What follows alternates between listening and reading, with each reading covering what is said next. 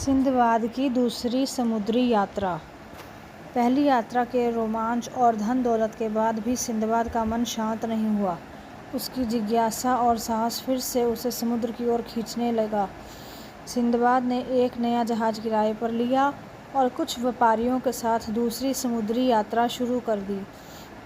कई दिनों तक उनका जहाज लहरों पर चलता रहा और फिर एक दिन वे एक सुंदर हरे भरे द्वीप पर पहुंचे। द्वीप शांत और रहस्यमय था। वहाँ कोई इंसान नहीं था, केवल पेड़ पौधे, पहाड़ और गहरी खाइयाँ थीं। सिंदबाद अकेले द्वीप के अंदर की ओर घूमने निकल पड़ा। तभी उसकी नज़र एक बहुत ही बड़े सफ़ेद अंडे पर पड़ी। वह इतना विशाल था कि एक आदमी उसके ऊपर चल सकता था।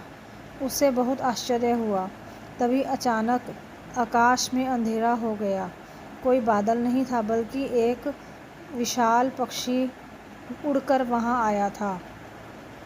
सिंदबाद समझ गया कि यह अंडा इसी पक्षी का है। वह डर गया और एक बड़ी चट्टान के पीछे छुप गया।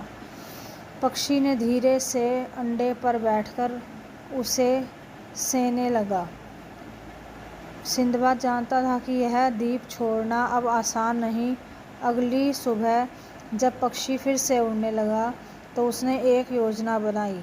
उसने अपने पगड़ी से खुद को रुख के पंजे में कसकर बांध लिया और जैसे ही रुख ने उड़ान भरी, सिंदबाद भी उसके साथ आकाश में उड़ गया। हीरे की घाटी।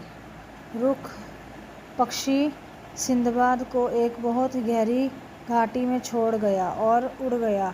यह घाटी हीरों से भरी थी। ज़मीन पर कीमती पत्थर बिखरे थे, लेकिन साथ ही वहाँ भयानक सांप भी थे जो इंसान को एक पल में निगल सकते थे। सिंदबाद ने वहाँ पड़े मांस के टुकड़े देखे। उसे याद आया कि व्यापारी इस घाटी से हीरे निकालने के लिए मांस को नीचे फेंकते थे। चील और रुख जैसे विशाल पक्षी मांस को उठाकर ले जाते थे और हीरे उनके साथ ऊपर आ जाते थे। सिंदबाद ने चतुराई से हीरे अपने कपड़ों में भर लिए और खुद को एक मांस के टुकड़े से बांध लिया।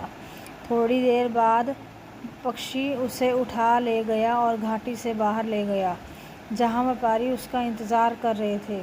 पहले तो वे चौंक गए, लेकिन फिर खुशी खुशी सिंदबाद को अपने साथ ले लिया। सिंदबाद व्यापारियों के साथ यात्रा करता हुआ बगदाद वापस लौटा और अपनी दूसरी यात्रा की अनोखी कहानी सबको सुनाई। उसके पास अब और अधिक धन, हीरे का अनुभव था